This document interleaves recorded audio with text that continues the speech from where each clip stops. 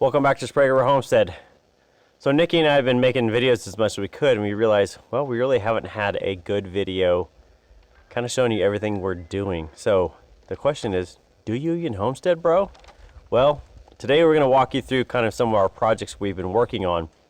The goal is to kind of show you what we've been doing, but also to give you some time to see what we're working on, and if you have any additional questions or you want videos made on specific topics we're working on. So give you a chance to kind of give a preview, and we'll let you know what we are making videos on, and then you can say, hey, I'd like another video on whatever it is. So we're going to kind of walk you through a little bit of our farm here on the 20 acres we live on of our property. And we'll start with the north end where the poultry are, probably move to rabbits, then to some fencing, and down into the barn, plus a couple other topics we'll get to at the end. So here we go. Let's check out the north side. So starting on the north end, poultry is that way behind the garage, and it's kind of in my area of focus. So I'll be honest, this year has kind of been slow starting for us. I've been watching a lot of stuff online about motivational speaking, telling my turkeys that they have potential. I've talked to my chickens. They have potential. I've talked to my ducks. I don't want them laying eggs, so they've been okay. And well, finally it happened. My turkeys have started laying. My chickens have started laying. So I've got Wyandottes, I've got Dominiques, blue slate turkeys, white turkeys, chocolate turkeys, blue Wyandottes again. So I've got plenty of chickens and turkeys laying eggs finally. And that's not to exclude out the geese. The geese have finally said it's time, so they are laying 1 to 2 eggs every day that we're putting in the incubator. Now this year we did something a little bit different. When you normally do a wet hatch, keeping the humidity pretty high in the incubator. This year on the first round, Nikki tried to do a dry hatch, which means we keep the humidity low, down less than about 20%, normally around 15 or so. And honestly, it's been a dud. We have had 0 hatches so far this year. So we are going to go back to, or rather Nikki is going to go back to in the incubator, going to more of a wet hatch with a higher humidity. I think it's just that the fact that we live in the high desert, that we are down less than 10% humidity on the environment here, and really it's affecting the hatch. So we're going to try and do it differently. But like I showed, the birds have committed to give me eggs, and so on an average day we are getting somewhere between 5 and 10 eggs a day between turkeys, chickens, and geese. So on the rabbit front, I guess you could say things have really been hopping. Bad pun. So of course all of our shows got canceled after the Homestead show that I went to on the 7th of March. So everything else has been canceled all the way till about June, July. So no shows. So I was a little worried that we had way too many rabbits, but everybody's looking for meat rabbits right now. So I have sent out of here in the last 2 weeks 14 rabbits. Another 4 are leaving tomorrow, and another 12 are leaving next weekend, I think it is. So lots and lots of rabbits coming, or not really coming, but definitely going. We've got a whole bunch more doves bred, which is always good. We've got a bunch of rabbits that we're going to wean for us for food. And then a girlfriend of mine was down and we built some rabbit tractors. Now, if you've watched very many of our rabbit videos, you know I am not big on rabbit tractors because we live in an area with tularemia in the soil. So I've been kicking this around for a long time of how to get rabbits out on grass, but without them making soil contact. So what we've done is we've come up with these tractors, and I'm going to put together a how-to video because I want to make at least one more. And basically the premise of it is they are not making soil contact. We have a cage that's about 1.5 inches off the ground. We can move these things by hand. So the rabbits can eat the grass that's coming up through the bottom of the cage without ever touching the soil. So I'm being pretty particular about the litters that I'm using, so I'm watching for any trouble. But so far, so good. And they are getting used to the collie pup trying to help them out. So we're going to be doing this, and then I've got kind of an idea for a larger mobile tractor deal that we'll see if I can get to here in the next couple of weeks. So some of the stuff that I mentioned before that I had planted here in the cattle panel greenhouse are some peas and some radishes. And of course I've still got the kale from last year. It's starting to bolt now, so it's getting ready to start coming out. But the peas are growing good. Everything's been a little spotty, mostly because we are still getting down to like teens and 20s at night. So I am covering these beds. They are holding some heat here in the greenhouse, but we are still freezing in here. So the only thing that's really growing is the peas. I've got a few spots of lettuce, some tatsoi, some radish, some collard, some kale, and some spinach coming up. And then I've got some spinach and the old kale in the back. So we're getting there, but it's still really cold. On the other side, I am just about ready to kick out the chickens and rabbits and get this side started. You can see I had the chickens here last night, so they have been rooting stuff up. The rabbits will get kicked out before the chickens, and then we'll move the chickens over here and let them turn the rest of that in. And then it's probably about time to start planting over here. Now I'm probably going to do green beans and some other vining type stuff. So hopefully, if the weather stays warm here in a couple weeks, we'll do this. And then I've got stuff going in the house. So these are some of the starts. You can see I've got peppers. I just did some cauliflower the other day that's coming up. These here are tomatoes. And then I've got my broccoli, which is getting a little tall and a little leggy. And then a few things that I picked up at the store. Just some herbs that I didn't have. And celery, because I always have a hard time getting it started. So that's kind of what's going on in the house. Some elderberry came yesterday. And then we've got some fruit trees and some other new berry plants that I've started potting because they're not really ready to plant outside yet. So lots and lots of stuff going on in the garden already. Hopefully the potatoes are going to start going into the garden this week. All right, so let's move on to fencing. So you can see yesterday that we went into town and our local coastal had cattle panels and fence posts on sale. Good deal there. So we took the trailer in, picked up 30 fence posts more, 30 more cattle panels, and we have more fencing projects to work on. So part of our fencing project is going to be to take this dog that's running back here with a couple of these bucks, and we're going to turn his pen 90 degrees and come down this fence line. Now this is a fence line between the 20 we live on and the first 40-acre parcel that we own. And the reason we're going to do that is because I want to start leaving rabbits out in the tractors overnight. And right now we're having coyotes come up basically up right behind where Canaan is, up behind the rabbit barns. So if we can get Cooper down here a little bit more, he should be able to keep those coyotes back a little bit better. So the other thing is, you can see I've got a lot of sagebrush on this side of the field that really needs to be killed off. So if I can get his goats that he's got with him in here, then we can get those kind of taken out. Now you can kind of see we already had planned a fence line through here originally. So we'll end up putting cattle panels by the end of the summer all the way down here and bringing all these other buck pens all the way out. Now you're probably wondering why we're doing cattle panels as opposed to regular fencing, because of course cattle panels per foot is far more expensive. And the reason for that is because we run horns on our goats and our bucks can be a little bit on the hard side on fences. So with the cattle panels, they hold up better. They install a lot faster for us, and we just don't have to worry about the goats tearing them up, which is always a plus. On top of that, Cooper is a very large dog, likes to get up on the fence, and he won't go over cattle panels because he can't smash them down, but a regular fence, there is no telling. And we really don't want our 150-pound dog running the neighborhood. That's a bad thing. All right, so concerning the goats, this little cherub was born last night. This is a little boy. He is a kinder. There's mom. Her name is Rosie. We don't have a name for him yet, so we'll give him a few more days to grow and then give him a name.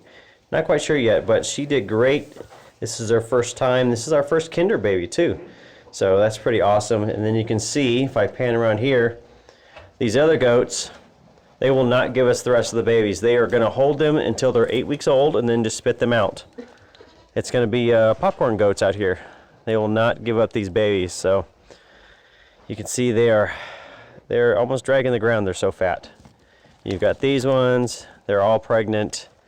And then you've got these other ones over here. It's probably pretty dark, but they just will not give up those babies.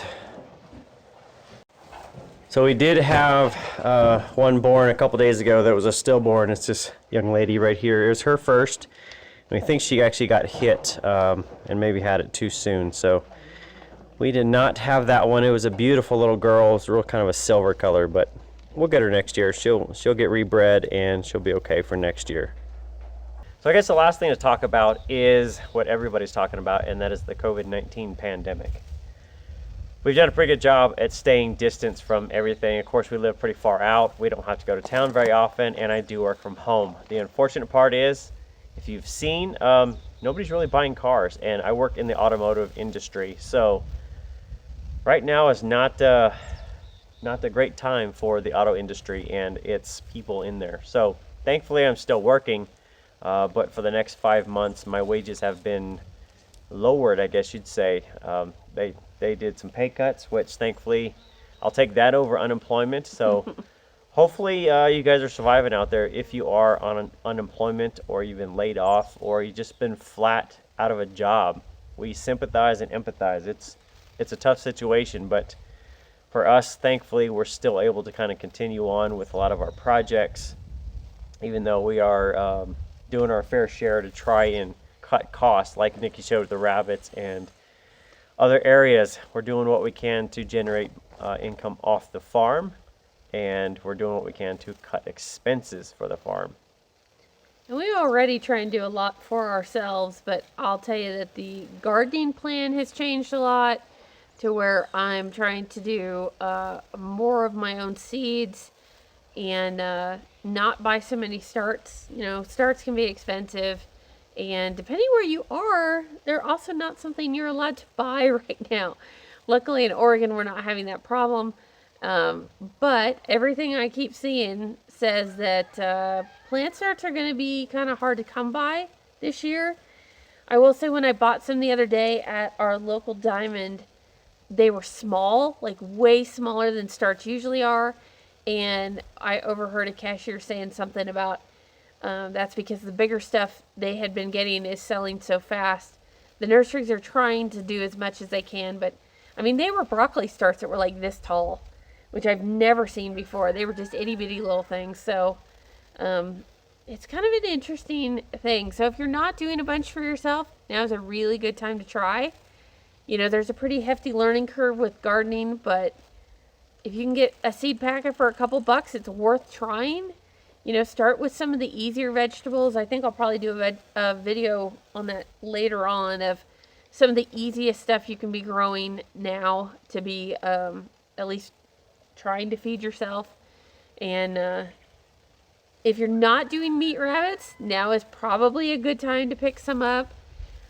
I kind of have two thoughts about this. I kind of feel like we're going to see a big dump this fall if things get back to normal.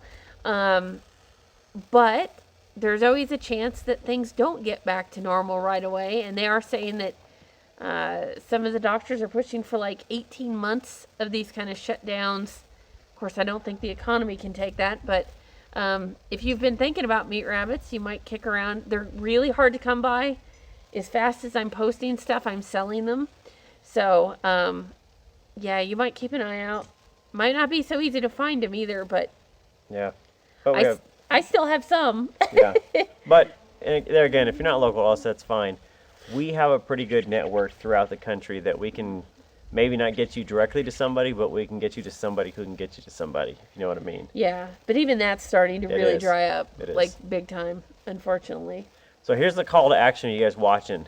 Of all the stuff we've shown you today, we have the ability to make a lot more content right now than we have in the past. We are. Yes. Yeah. Okay. I'll I'm say still it. busy. She's still swamp busy. I have the ability to film the homesteader doing a lot more stuff and doing a lot more editing. We're doing our best to get things uploaded. It's causing us to have to drive 45 minutes to town just to get enough signal to try and do that. So we're Doing them in batches. doing them in batches as best we can, but that also means we can film them in batches, edit in batches, and then upload in batches, and then distribute them out. So we're doing our best to do that. But if we've shown you anything today that you want to see more on, I know she had said she's going to do a video on doing the little kind of the mini rabbit tractors. She'll do one on her big rabbit tractor idea, some more gardening. We'll definitely do some goats and that, kind of keep you updated on the situation out there. 2 meat checking videos coming soon. At least, and some more things. So if you've seen anything today that you're like, I want more information of, put it in the comments. We can make more videos on that specifically. If there's anything in the past, if you're a fresh subscriber or a viewer, you've come in because you saw something somewhere or you searched a subject and you want more information, you can drop it in the comments. We may or may not have it on our list, but we can always make more of certain topics covering maybe a different spin or a different detail on that. So leave it in the comments. That's the easiest way to get in touch with us. We're getting bombarded daily with requests for a lot of stuff, and some days, honestly, we turn our phones off and go outside and we don't answer anything because it is getting kind of hard some days to... Well, the bigger problem is that our internet doesn't always work, so we get like a 2-hour window in the morning where it works, and so our phones go absolutely psycho crazy for 2 hours.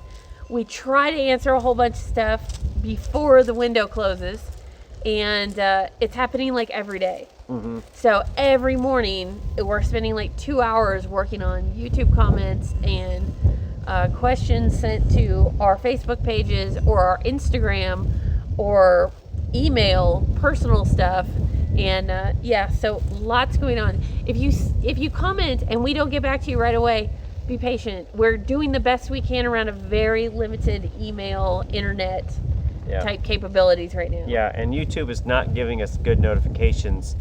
When we have comments, a lot of times I have to go in and find them versus normally they would give you, hey, you've got a comment on your phone. And I think it's mostly because, 1, bad internet, 2 is everybody right now is either on YouTube, they've doubled up their YouTube because they're laid off, they're sitting at home. The homesteading movement has now really got some good teeth and a good trend to it, and you just can't get through. I mean, it's just the whole system is bogged down, and unfortunately, across the country, most kids now are going to school via classrooms online, and it's just, that's what's killing us. It's here at the house. We live so far out that, like she said, about 8 a.m. on a good day, it just takes a dive off a cliff, and maybe around 6 o'clock when kids probably are getting outside of their school, that kind of stuff, it kind of goes down, and then about 10 or 10:30, it kind of lets up a little bit. We can get some comments. So it's like, I feel like we're nocturnal, and when the sun comes up, we've got to get off the internet and go out and do stuff. Whenever I wake up at like 3 o'clock in the morning, if I look at my phone, I've got icons all the way across. Yeah. Because somewhere in the middle of the night, the internet comes back on, and I get all these messages. So, call to action. Leave what you want in the comments, even if it's just like, hey, that was a cute little boy. And we don't have a name for him, so hey, pitch us some ideas. We may choose your idea for our first buck kinder. He will be registered, and we need a name for him. I'm thinking something strong and powerful like Zeus or oh my God, Godzilla or okay. Dad is Miles, named for Miles Davis, and Mom is Rosie, which we got named. So, so kick us I some named ideas. Miles. Yeah, well, kick us some ideas. We need some ideas on that.